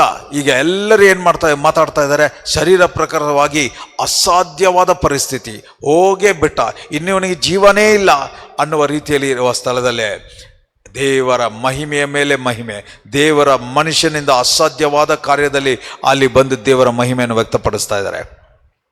ಅವನ್ನ ಬಂದು ಲಾಜರುವೆ ಬಾ ಅಂದ ಕೂಡ ಈಗ ಎಲ್ಲರೂ ಏನು ಮಾತಾಡ್ತಾರೆ, ಈಗ ಯಾರು ಡಾಕ್ಟ್ರಿಗೆ ಕ್ರೆಡಿಟ್ ಕೊಡೋಕ್ಕೆ ಸಾಧ್ಯವಿಲ್ಲ, ಇವನ ಒಳ್ಳೆತನ ಕ್ರೆಡಿಟ್ ಕೊಡೋಕ್ಕೆ ಸಾಧ್ಯವಿಲ್ಲ. ಈಗ ಹೇಳಬೇಕು, ಇದು ದೇವರ ಅಲ್ಲದೆ ಬೇರೆ ರೀತಿಯಲ್ಲಿ ನಡೀಲಿಕ್ಕೆ ಸಾಧ್ಯನೇ ಇಲ್ಲ. And this is what god wants us. ಹಂಗಾದ್ರೆ ನಾವು ಪ್ರತಿಯೊಬ್ಬರು, ಅಪ್ಪ ಈಗ ನಿನ್ನ ಪ್ರೀತಿ ಅರ್ಥ ಆಗ್ತಾ ಇದೆ ಅಪ್ಪ, ನಿನ್ನ ಇಲ್ಲದೆ ನಮ್ಮಿಂದ ಬದುಕಕ್ಕೆ ಸಾಧ್ಯ ಇಲ್ಲ, ನೀನಿಲ್ಲದೆ ನಾವು ಒಂದು ನಿಮಿಷ ಕೂಡ ಇರೋಕ್ಕೆ ಸಾಧ್ಯ ಇಲ್ಲ, ನಿನ್ನನ್ನು ಬಿಟ್ಟಿರೋಕ್ಕೆ ಸಾಧ್ಯನೇ ಇಲ್ಲಪ್ಪ, ನಾನು ನಿನ್ನಲ್ಲೇ ಇರಬೇಕು ಅನ್ನುವ ಮನಪೂರ್ವಕವಾಗಿ, ಹೃದಯಪೂರ್ವಕವಾಗಿ ಒಪ್ಪಿಕೊಂಡು ಅವರನ್ನು ಅನುಭವಿಸುವ ಒಂದು ಕಾರ್ಯಕ್ಕೋಸ್ಕರನೇ ಈ ತಾತ್ಕಾಲಿಕವಾದ ಭೂಲೋಕ. ಇಲ್ಲಿ ಅದಕ್ಕೆ ಇದನ್ನು ಅವರನ್ನು ಅರಿತು ಯೇಸುವನ್ನು ಸ್ವಂತ ರಕ್ಷಕನಾಗಿ ಸ್ವೀಕಾರ ಮಾಡಿಕೊಂಡು ಪುನರುತ್ಥಾನದ ಮೂಲಕ ಒಬ್ಬನು ನೂತನ ಸೃಷ್ಟಿಯಾಗುವಾಗ ಅವನ ಶರೀರ ಬೇಕಾದರೆ ಮತ್ತೆ ಮಣ್ಣಿಗೆ ಹೋಗ್ಬೋದು, ಆದರೆ ಅವನು ಹೊಸದಾಗಿ, ಹೊಸ ಭೂಮಿ, ಹೊಸ ಪರಲೋಕ, ಯೇಸು ಕ್ರಿಸ್ತನ ಜೊತೆ ನಿತ್ಯವಾಗಿ ಆಳ್ವಿಕೆ ಮಾಡುವ ರೀತಿಯಲ್ಲಿ ಪಾತ್ರವಾಗಿರ್ತಾನೆ. ಅಂಥ ಒಂದು ವ್ಯಕ್ತಿ ಈಗ ದೇವರ ಪ್ರೀತಿಯನ್ನು ಪರಿಪೂರ್ಣವಾಗಿ ಅರಿತು ಅವರ ಜೊತೆ ಆಳ್ವಿಕೆ ಮಾಡೋನಾಗಿದ್ದಾನೆ. ಸೊ ಅದೇ ಥರ ನಾನು ಇನ್ನೊಂದು ಕಡೆ ಒಂದು ಪ್ರಿನ್ಸಿಪಲ್ ಏನಂತ ಹೇಳಿದೆ ಅಂದರೆ, ಏನು ಹೇಳ್ತಾ ಇದ್ದಾನೆ, ಯೋಹನ 9ನೇ ಅಧ್ಯಾಯದಲ್ಲಿ ಒಂದು ಇನ್ಸಿಡೆಂಟ್ ಇದೆ. ಯೇಸು ಹೋಗುತ್ತಿದ್ದಾಗ ಹುಟ್ಟಿನಿಂದಲೇ ಕುರುಡನಾಗಿದ್ದ ಒಬ್ಬನನ್ನು ಕಂಡನು. ಶಿಷ್ಯರು ಕೇಳಿದರು, ಇವನು ಕುರುಡನಾಗಿ ಹುಟ್ಟಿದ್ದು ಇವನ ಪಾಪದಿಂದಲೋ ಅವನ ತಂದೆ ತಾಯಿಯ ಪಾಪದಿಂದಲೋ?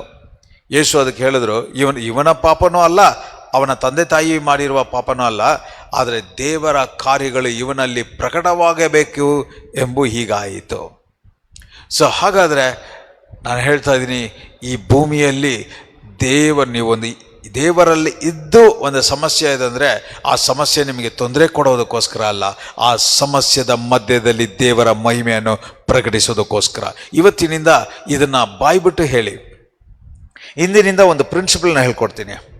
ನೀವು ಒಂದು ಸಮಸ್ಯೆ ಬಂದಾಗ ಅಯ್ಯೋ ದೇವರೇ ಯಾಕೆ ಹಿಂಗೆ ಆಯಿತು ಅಂತ ಕೇಳೋದು ಬಂದ್ಬಿಟ್ಟು, ಆ ಸಮಸ್ಯೆ ಬಂದು ನಿಮ್ಮ ಅದನ್ನು ಬಗೆಹರಿಸೋಕ್ಕಾಗದೇ ಇರುವಾಗ, ಅಪ್ಪ ಈಗ ಈ ಸಮಸ್ಯೆದ ಮಧ್ಯದಲ್ಲಿ ನಿನ್ನ ಮಹಿಮೆಯನ್ನು ವ್ಯಕ್ತಪಡಿಸ್ತಾ ಇರೋದಕ್ಕೋಸ್ಕರ ಸ್ತೋತ್ರ, ನಿನ್ನ ಬಲವನ್ನು ಡೆಮಾನ್ಸ್ಟ್ರೇಟ್ ಮಾಡ್ತಾ ಇರೋದಕ್ಕೋಸ್ಕರ ಸ್ತೋತ್ರ, ನಿನ್ನ ಸಾಮರ್ಥ್ಯವನ್ನು ಪ್ರಕಟಿಸ್ತಾ ಇರೋದಕ್ಕೋಸ್ಕರ ಸ್ತೋತ್ರ. ನಾನು ಬೇಕಾದ್ರೆ ಈ ಪಾಯಿಂಟಲ್ಲಿ ಇದ್ದೀನಿ, ನೆಕ್ಸ್ಟ್ ಪಾಯಿಂಟೇ ನಿನ್ನ ಮಹಿಮೆ ಪ್ರಕಟವಾಗುವುದು. ಆ ಆನಂದವನ್ನು ನಾನು ವ್ಯಕ್ತಪಡಿಸೋ ರೀತಿಯಲ್ಲಿ, ಆ ಸಮಾಧಾನದಲ್ಲಿ ಇರುವಂತೆ ನನಗೆ ನೋಡು. ಈಗ ನಾನು ಹೇಳ್ತಾ ಇದ್ದೀನಿ, ಸಮಸ್ಯೆ ಬಂದಾಗ ಎಲ್ಲರೂ ಈ ಥರ ಆನಂದವಾಗಿ ಖುಷಿಯಾಗಿರೋಕ್ಕೆ ಸಾಧ್ಯ ಇಲ್ಲ, ಒಪ್ಕೊಂತೀನಿ. ನನ್ನನ್ನು ಸೇರಿ ಹೇಳ್ತಾ ಇದ್ದೀನಿ. ಆ ಸಮಸ್ಯೆ ಬಂದಾಗ ಭಯ, ಗಲಿಬಿಲಿ, ಅಯ್ಯೋ ಏನಾಗ್ಬಿಡುತ್ತೋ ಅಂತ. ನೀವು ಭಯ ಒಂದು ಕಡೆ ತಾಗ್ತಾ ಇದ್ರು, ಮಾತು ಮಾತ್ರ ಈ ಥರ ಇರಲಿ. ಹೌದಪ್ಪ, ನನಗೆ ಒಳಗಡೆ ಭಯ ಇದೆ, ಆದ್ರೂ ನಿನ್ನ ವಾಕ್ಯವನ್ನು ನಂಬಿ ಹೇಳ್ತಾ ಇದ್ದೀನಿ, ನಿನ್ನ ಮಹಿಮೆಯನ್ನು ಈ ಸಮಸ್ಯೆದ ಮಧ್ಯದಲ್ಲಿ ವ್ಯಕ್ತಪಡಿಸ್ತಾ ಇರೋದಕ್ಕೋಸ್ಕರ ಸ್ತೋತ್ರ. ನಿನ್ನ ಬಲವನ್ನು ವ್ಯಕ್ತಪಡಿಸ್ತಾ ಇರೋದಕ್ಕೋಸ್ಕರ ಸ್ತೋತ್ರ. ನಿನ್ನ ಸಾಮರ್ಥ್ಯವನ್ನು ವ್ಯಕ್ತಪಡಿಸ್ತಾ ಇರೋದಕ್ಕೋಸ್ಕರ ಸ್ತೋತ್ರ. ನನಗೆ ಶರೀರ ಪ್ರಕಾರವಾಗಿ ನೆಕ್ಸ್ಟ್ ಏನಾಗುತ್ತೆ ಅಂತ ತಿಳಿಯದೇ ಇರ್ಬೋದು, ಆದರೆ ನಿನಗೆ ಈ ಸಮಸ್ಯೆ ಆದ ಮೇಲೆ ಇದು ಹೆಂಗೆ ಫೈನಲ್ ರಿಸಲ್ಟ್ ಏನು ಅಂತ ನಿನಗೆ ಗೊತ್ತಿದೆ. ಅದನ್ನು ನೀನು ನನಗೆ ಪ್ರಕಟಿಸ್ತಾ ಇರೋದಕ್ಕೋಸ್ಕರ ಸ್ತೋತ್ರ. ಅದನ್ನು ನೋಡುವಂತೆ ನನ್ನ ಮಾನಸಾಂತರ ಪಡಿಸು. ಅದನ್ನೇ ಧ್ಯಾನ ಮಾಡುವಂತೆ, ಆ ವಾಕ್ಯದ ಮೇಲೆ ದೃಢವಾಗಿ ನಿಂತ್ಕೊಳ್ಳುವಂತೆ ನನ್ನನ್ನು ಬಲಪಡಿಸು. ಐ ಆಮ್ ಟೆಲಿಂಗ್ ಯು, ಯೇಸುವಿನ ನಾಮದಲ್ಲಿ ನೀವು ಇರುವ ಪರಿಸ್ಥಿತಿಗಿಂತ ನೆಕ್ಸ್ಟ್ ದೇವರನ್ನು ಮಾಡಿ ಮುಗಿಸಿದ್ದಾರೆ ಅನ್ನುವ ಕಾರ್ಯದ ಮೇಲೆ ನಿಮ್ಮ ಗಮನ, ನಿಮ್ಮ ಮೈಂಡ್ ಮಾನಸಾಂತರ ಆಗ್ಬಿಟ್ರೆ ದೇವರ ಸ್ಪೀಡಲ್ಲಿ ಆ ಕಾರ್ಯವನ್ನು ಅನುಭವಿಸೋಕೆ ಶುರು ಮಾಡ್ತೀರಾ. ಹಾಗಾದರೆ ಯಾವ ಸಮಸ್ಯೆ, ಎಂಥ ಸಮಸ್ಯೆ, ಎಷ್ಟು ಸಮಸ್ಯೆ ಬಂದರೂ ನೀವು ಜಯದಲ್ಲೇ ನಡೆಯುವರಾಗಿರ್ತೀರ.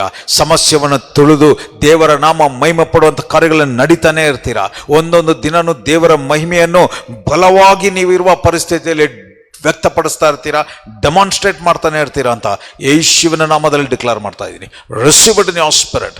ಈಗ ಕೂಡ ಪ್ರಾಫಿಟಿಗಾಗಿ ಹೇಳ್ತಾ ಇದ್ದೀನಿ, ಯೇಸುವಿನ ನಾಮದಲ್ಲಿ ಪರ್ಟಿಕ್ಯುಲರ್ ಆಗಿ ಯಾರ್ಯಾರು ಡಾಕ್ಟರು, ನಿಮಗೆ ಇನ್ನೂ 6 ತಿಂಗಳು ಅಷ್ಟೇ ಇದೆ ನಿಮಗೆ ಟೈಮ್, ಇದು ಈ ಕಾಯಿಲೆಗೆ ಟ್ರೀಟ್ಮೆಂಟೇ ಇಲ್ಲ, ಇದನ್ನು ಸರಿಪಡಿಸೋಕ್ಕಾಗಲ್ಲ, ಬೇಕಾದ್ರೆ ಟ್ಯಾಬ್ಲೆಟ್ ಕೊಡ್ತೀನಿ ಅಡ್ಜಸ್ಟ್ ಮಾಡ್ಕೊಂಡು ಹೋಗಿ ಅಂತ ಹೇಳಿದರೆ, ಇವತ್ತೇ ಹೇಳ್ತಾ ಇದ್ದೀನಿ, ಅದೇ ಡಾಕ್ಟರ್ ಮಾತುಗಳ ರಿಪೋರ್ಟ್ಗಳೆಲ್ಲ ಇಟ್ಬಿಟ್ಟು, ಅಪ್ಪ ಇವತ್ತು ನಾನು ಬೇಕಾದರೆ ಇದರ ನಿಮಿತ್ತವಾಗಿ ನಾನು ಮರಣದ ಭಯದಲ್ಲಿ, ಗಲಿಬಿಲಿಯಲ್ಲಿ, ಗೊಂದಲದಲ್ಲಿ ಇವತ್ತು ನಾನಿದ್ದೀನಿ.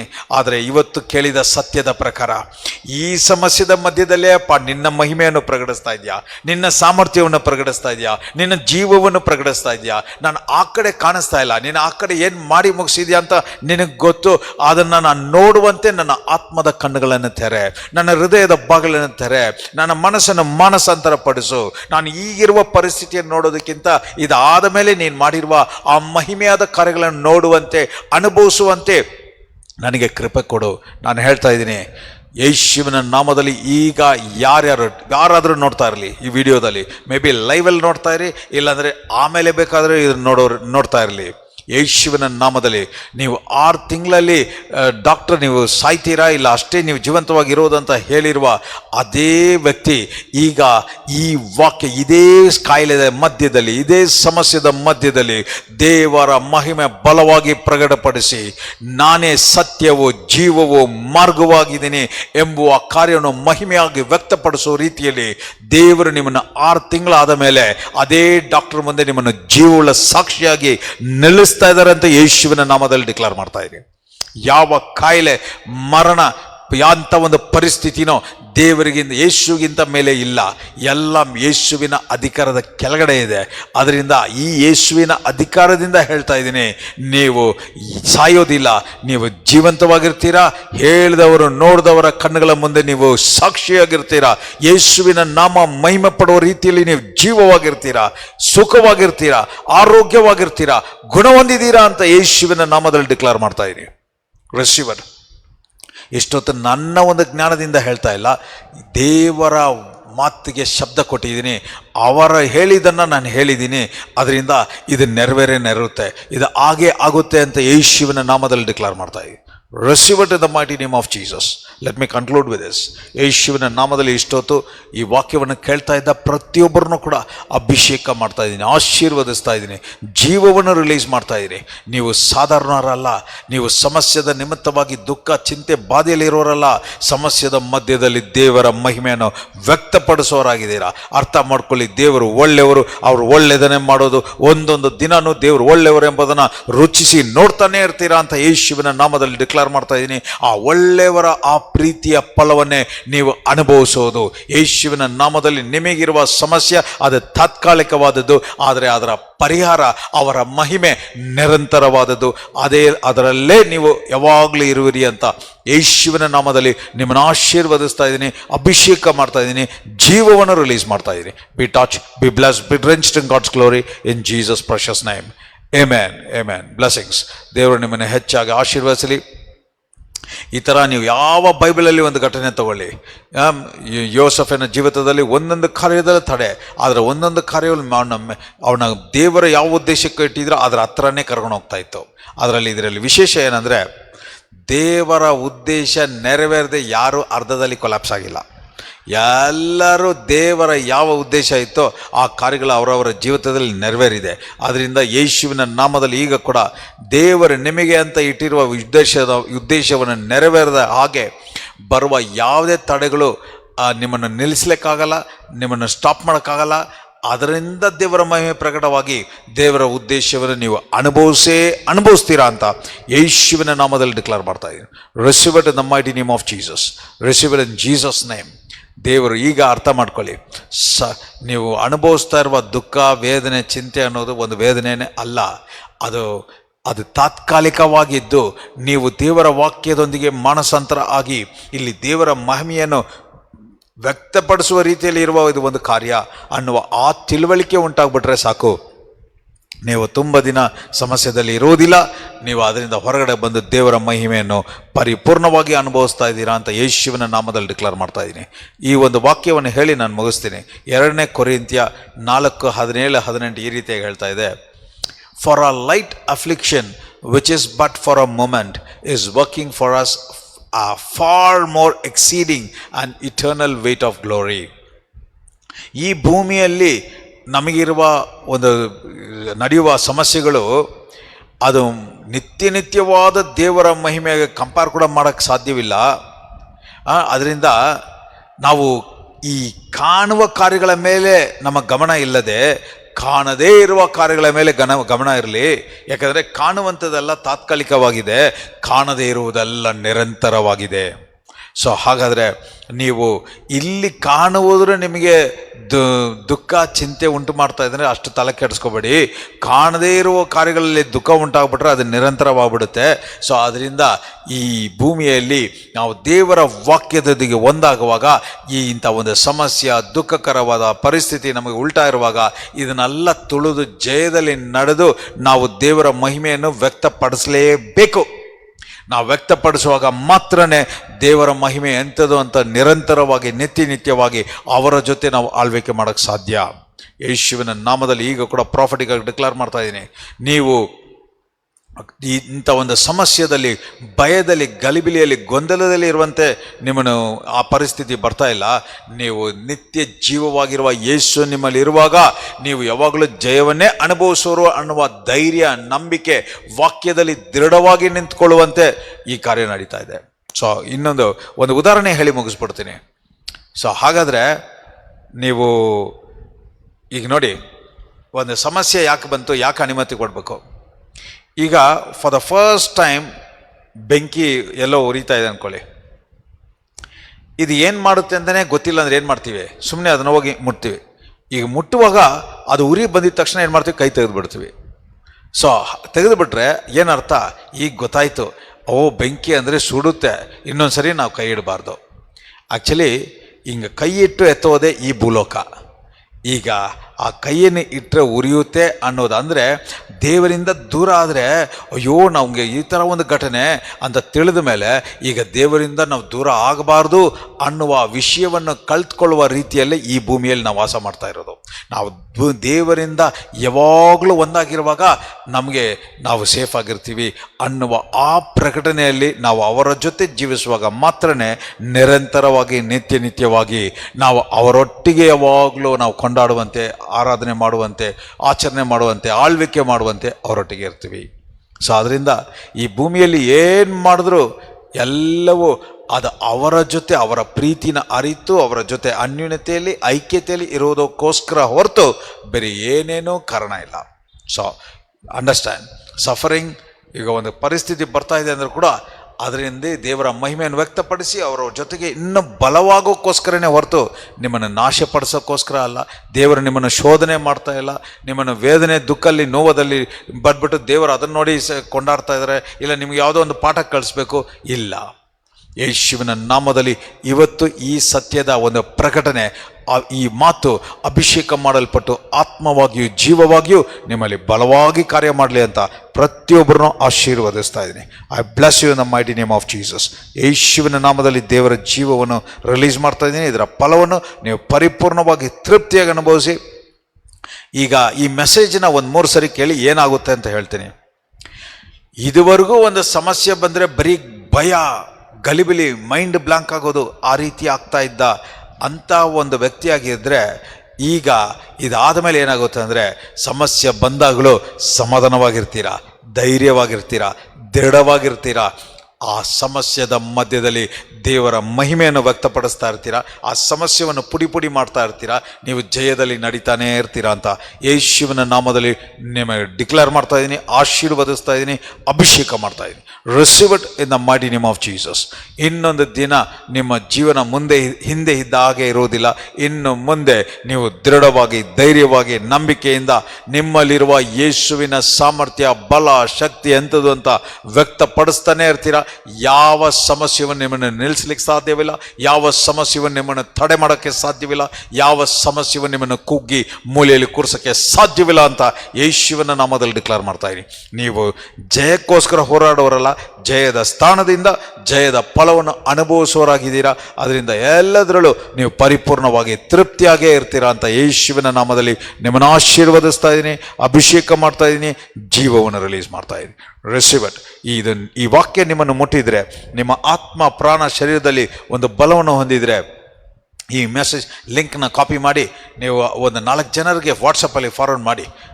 ಒಬ್ಬರಿಗೆ ಹೇಳಿ, ಇದು 1-2 ಸರಿ ಕೇಳಿ. ನಿಮಗೆ ನಾನು ಹೇಳ್ತಾ ಇದ್ದೀನಿ, ಇನ್ನೊಂದು ಸರಿ ನೀವು ದುಃಖದಲ್ಲೇ ಇರಲ್ಲ, ಚಿಂತೆಯಲ್ಲಿ ಇರಲ್ಲ ಅಂತ ಹೇಳಿ ಅವ್ರಿಗೆ ಕಳಿಸಿ. ನಾನು ಹೇಳ್ತಾ ಇದ್ದೀನಿ, ಈ ವಾಕ್ಯದ ಮೂಲಕ ನೀವು ಅನೇಕರಿಗೆ ಆಶೀರ್ವಾದವಾಗಿರುವಂತೆ ದೇವರು ನಿಮ್ಮನ್ನು ಉಪಯೋಗಿಸ್ತಾ ಇದ್ದಾರೆ. Bless you all. ಈಗ ಕೂಡ prophetic I want to declare, ಇದನ್ನು ನೀವು ಬೇರೆಯವರಿಗೆ ಹಂಚಿಕೊಳ್ಳುವಾಗ ನಾನು ಹೇಳ್ತಾ ಇದ್ದೀನಿ, ನಿಮ್ಮ ಆಶೀರ್ವಾದ ಬಲವಾಗಿರುತ್ತೆ. ಇಟ್ಸ್ ಗೋಯಿಂಗ್ ಟು ಮಲ್ಟಿಪ್ಲೈ, ಹೆಚ್ಚಾಗ್ತಾನೆ ಇರುತ್ತೆ ಅಂತ ಯೇಸುವಿನ ನಾಮದಲ್ಲಿ ಡಿಕ್ಲೇರ್ ಮಾಡ್ತಾ ಇದ್ದೀನಿ. ದೇವರ ಪ್ರಸನ್ನತೆ, ದೇವರ ಮಹಿಮೆ ನಿಮ್ಮಲ್ಲಿ ಬಲವಾಗಿ ಕಾರ್ಯ ಮಾಡ್ತಾ ಇರೋದಕ್ಕೋಸ್ಕರ ಸ್ತೋತ್ರ. ಈಗ ಕೂಡ ಈ ವಾಕ್ಯ ನೀವು ನಿಜವಾಗ್ಲೂ ಮುಟ್ಟಿದರೆ, ಈ ವಾಕ್ಯವನ್ನು ಕೊಂಡಾಡಬೇಕು ಅಂತ ಹೇಳಿದ್ರೆ, ಆ ಸ್ಕ್ರೀನಲ್ಲಿ ಏನಾದ್ರು ಬೀಜ ಕಳಿಸ್ಬೇಕು ಅಂತ ಇದ್ದರೆ ಆ ಒಂದು ಸ್ಕ್ಯಾನರ್ಗೆ ಸ್ಕ್ಯಾನ್ ಮಾಡಿ ಕಳಿಸ್ಬೋದು. ಅದು ಪಾಲ್ ಮಿನಿಸ್ಟ್ರೀಸ್ ಟ್ರಸ್ಟ್ ಅಕೌಂಟ್ ಇಲ್ಲ ಗೂಗಲ್ ಪೇ, ಫೋನ್ಪೇ ನಂಬರ್ ಇದೆ, ಅದಕ್ಕೆ ಕೂಡ ನೀವು ಕಳಿಸ್ಬೋದು. It is about ಅಕ್ನಾಲೇಜಿಂಗ್ the word. So ವಾಕ್ಯವನ್ನು ಅನುಭವಿಸಿದ್ದೀನಿ, ಹೊಂದಿಕೊಂಡಿದ್ದೀನಿ ಅನ್ನೋ ರೀತಿಯಲ್ಲಿ. ಅದೇ ರೀತಿ ಈ ಮೆಸೇಜನ್ನು ನೀವು ಬೇರೆಯವ್ರಿಗೆ ಶೇರ್ ಮಾಡಿ. ಇನ್ನೂ ಇಂಥ ಒಂದು ಸತ್ಯದಲ್ಲಿ ನೀವು ಬೆಳೀಬೇಕು, ಆಶೀರ್ವಾದನ ಅನುಭವಿಸ್ಬೇಕು ಅಂತ ಹೇಳೋದಾದರೆ, morning prayer Monday to Friday ಬೆಳಗ್ಗೆ 6 ಗಂಟೆಯಿಂದ 7 ಗಂಟೆ ತನಕ 1 ಅವರ್, ಸೋಮವಾರದಿಂದ ಶುಕ್ರವಾರ ತನಕ ಒಂದೊಂದು ದಿನ ಅದ್ಭುತವಾಗಿ ದೇವರ ವಾಕ್ಯದ ಮೂಲಕ ಆತ್ಮದ ಆಹಾರವನ್ನು ತುಂಬಿಸಿ ಆ ದಿನ ಪೂರ್ತಿ ನಾವು ನಮ್ಮ ಬಲದಿಂದ ಅಲ್ಲ, ದೇವರ ಬಲದಿಂದ ಆ ದಿನವನ್ನು ಕಳೆಯುವಂತೆ, ಎಲ್ಲ ನಮಗೆ ಅನುಕೂಲವಾಗಿರುವಂತೆ ನಡೆಸ್ತಾ ಬರ್ತಾ ಇದ್ದಾರೆ. ಸೊ ಇಂಥ ಒಂದು ಸತ್ಯದಲ್ಲಿ ನೀವು ಕೂಡ ಅನುಭವಿಸಿ, ನೀವು ಸುಖವಾಗಿ, ಸಮಾಧಾನವಾಗಿ, ಆಶೀರ್ವಾದವಾಗಿ ಒಂದು ಜಯದ ಜೀವನ ಒಂದೊಂದು ದಿನ ಕೂಡ ಜೀವಿಸಬೇಕು ಅಂತ ಬಯಸೋದಾದರೆ ಆ ಕೆಳಗಡೆ ಇರುವ ನಂಬರ್ಗೆ ನನಗೆ ಪ್ರೇಯರ್ ಲಿಂಕ್ ಕಳಿಸಿ ಅಂತ ಒಂದು ಮೆಸೇಜ್ ಹಾಕಿ, ಇಲ್ಲ ವಾಯ್ಸ್ ಮೆಸೇಜ್ ಹಾಕಿ, ನಾನು ನಿಮಗೆ ಮಾರ್ನಿಂಗ್ ಪ್ರೇಯರ್ ಲಿಂಕನ್ನು ಕಳಿಸ್ತೀವಿ. ಸೊ ಅದೇ ಥರ ಇವತ್ತು ಅನೇಕರು ಜಾಯ್ನ್ ಆಗ್ತಾ ಇದ್ದೀರಾ, ಇದರ ಫಲವನ್ನು ಅನುಭವಿಸ್ತಾ ಇದ್ದೀರಾ. ಸೊ ನೀವು ಕೂಡ ಅನೇಕರಿಗೆ ಇಂಥ ಒಂದು ಬಿಡುಗಡೆ ಬೇಕಾಗಿರೋರಿಗೆ ಆ ಲಿಂಕ್ನ ಶೇರ್ ಮಾಡಿ, ಅವ್ರನ್ನ ಎನ್ಕರೇಜ್ ಮಾಡಿ. ದೇವರು ನಿಮ್ಮನ್ನು ಆಶೀರ್ವದಿಸಲಿ. God bless you all. ನಾವು ಇನ್ನೊಂದು ವಾಕ್ಯವನ್ನು ಧ್ಯಾನ ಮಾಡೋ ತನಕ ದೇವರು ನಿಮ್ಮೊಟ್ಟಿಗೆ, ದೇವರ ಪ್ರಸನ್ನತೆ ನಿಮ್ಮ ಮುಂದೆ ಹೋಗಲಿ. ದೇವರು ನಿಮ್ಮನ್ನು ಆಶೀರ್ವದಿಸಲಿ. ವಿಶೇಷವಾಗಿ ನಾಳೆ ಸಂಡೇ 8:30ಗೆ ಇಂಗ್ಲೀಷ್ ಸರ್ವಿಸ್ ಇರುತ್ತೆ. ಅದು 8:30, 9 o'clock, 9 to 9:30 ಆ ಥರ ಇರುತ್ತೆ. ಸೊ ಅದರಿಂದ ಯೂಟ್ಯೂಬಲ್ಲಿ ಲೈವ್ ಬರುತ್ತೆ, ನೀವು ನೋಡ್ಬೋದು. ಕಮೆಂಟ್ ಮಾಡಿ, ಲೈಕ್ ಮಾಡಿ, ಶೇರ್ ಮಾಡಿ. ಅದೇ ಥರ ಕನ್ನಡ ಆರಾಧನೆ 10 ಗಂಟೆಗೆ ಶುರುವಾಗುತ್ತೆ, 12:30 ತನಕ.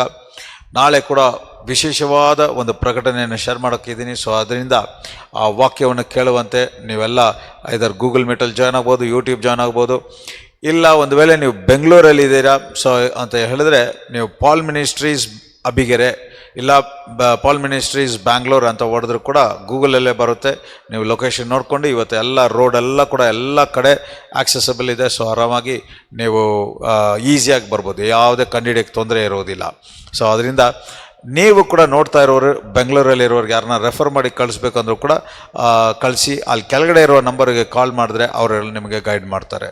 ಸೊ ಅದೇ ಥರ ಆನ್ಲೈನಲ್ಲಿ ಬೇರೆ ಯಾವ ಸಭೆಗೆ ಹೋಗ್ತಾ ಇಲ್ಲ ಅಂತ ಹೇಳೋದಾದರೆ ನೀವು ಗೂಗಲ್ ಮೀಟಲ್ಲಿ ನೀವು ಕನೆಕ್ಟ್ ಮಾಡ್ಬೋದು. ಗೂಗಲ್ ಮೀಟ್ ಲಿಂಕ್ ಬೇಕಾದರೆ ನೀವು ಆ ನಂಬರ್ಗೆ ಮೆಸೇಜ್ ಮಾಡಿ ಕೇಳಿದ್ರೆ ನಾವು ಕಳಿಸ್ಕೊಡ್ತೀವಿ. ಅದಕ್ಕೆ ಕರೆಕ್ಟಾಗಿ 11 o'clock live service message start ಆಗುವಾಗ ಆ ಲಿಂಕ್ ಓಪನ್ ಮಾಡ್ತೀವಿ. ಸೊ ಆ ಲಿಂಕ್ ಮೂಲಕ ನೀವು ಸಂಡೇ ಸರ್ವಿಸ್ ಲೈವ್ ಯಾವ ರೀತಿ ನಾವು ಇಲ್ಲಿ ಸಭೆಯಲ್ಲಿ ನಿಂತು ಆ ದೇವರ ಪ್ರಸನ್ನತೆಯಲ್ಲಿ ಇದ್ದೀವೋ ಅದರಂತೆ ನೀವು ಅನುಭವಿಸ್ಬೋದು. ಸೊ ಅದರಿಂದ ನೀವು ಮೆಸೇಜ್ ಕಳಿಸೋದಾದರೆ ನಿಮಗೆ ನಾವು ಲಿಂಕ್ ಶೇರ್ ಮಾಡ್ತೀವಿ. ಸೊ ಈ ದಿನಗಳಲ್ಲಿ ದೇವರ ಅದ್ಭುತವಾದ ಸಾಕ್ಷಿಗಳನ್ನ ಎಬ್ಬರಿಸ್ತಾ ಇರೋದಕ್ಕೋಸ್ಕರ ಸ್ತೋತ್ರ. ರೀಸೆಂಟಾಗಿ ನಡೆದ ಕ್ಯಾಂಪ್ ಮೀಟಿಂಗ್ ಮೂಲಕ ಕೂಡ ಕಾನ್ಫರೆನ್ಸಲ್ಲಿ ವರ್ಡ್ ಮ್ಯಾನಿಫೆಸ್ಟೇಷನ್ ಕಾನ್ಫರೆನ್ಸ್, ಯೂಶಲಿ ನಾವು ಫ್ರೈಡೇಸ್ ಸಾಕ್ಷಿಯ ದಿನ. ಈ ಸರಿ I think we had about 14 to 15 ಟೆಸ್ಟಿಮನೀಸ್.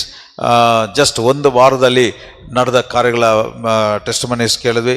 So ದೇವರ ನಾಮ ಮಹಿಮೆಯಾಗಿ ಇಂಥ ಸಾಕ್ಷಿಗಳನ್ನು ಕೇಳುವಂತೆ ಮಾಡಿದ್ದಾರೆ. ಸೊ ಅದರಿಂದ ಈ ದಿನಗಳಲ್ಲಿ ನಾವು ದೇವರ ವಾಕ್ಯವನ್ನು ಕೇಳೋದು ಬರೀ ಮಾಹಿತಿಯಾಗಿಲ್ಲ, ಈ ದೇವರ ವಾಕ್ಯ ಜೀವವಾಗಿದೆ. ಅದು ಪರಿಸ್ಥಿತಿಗಳನ್ನ ತಲೆಕೆಳಗಾಗಿ ಮಾಡಿ ಅದರ ವಾಕ್ಯದ ಮಹಿಮೆಯನ್ನು ಅನುಭವಿಸುವಂತೆ ನಮ್ಮನ್ನು ನಡೆಸ್ತಾ ಇರೋದಕ್ಕೋಸ್ಕರ ಸ್ತೋತ್ರ. ಅದರಿಂದ ಪ್ರತಿಯೊಬ್ಬರು ಕೂಡ ಯಾವುದು ಪ್ರಾಮುಖ್ಯತೆ ಕೊಡ್ತೀರೋ ಇಲ್ವೋ ದೇವರ ವಾಕ್ಯಕ್ಕೆ ಪ್ರಾಮುಖ್ಯತೆ ಕೊಡಿ, ವಾಕ್ಯವನ್ನು ಹೊಂದಿಕೊಳ್ಳಿ. ಆ ವಾಕ್ಯದ ಫಲವನ್ನು ನೀವು ಪರಿಪೂರ್ಣವಾಗಿ ತೃಪ್ತಿಯಾಗಿ ಅನುಭವಿಸಿ ಅಂತ ಯೇಸುವಿನ ನಾಮದಲ್ಲಿ ನಿಮ್ಮನ್ನು ಆಶೀರ್ವದಿಸ್ತಾ ಇದ್ದೀನಿ. All right, God bless you all until we catch up again. So ದೇವರು ನಿಮ್ಮನ್ನು ಆಶೀರ್ವದಿಸಲಿ.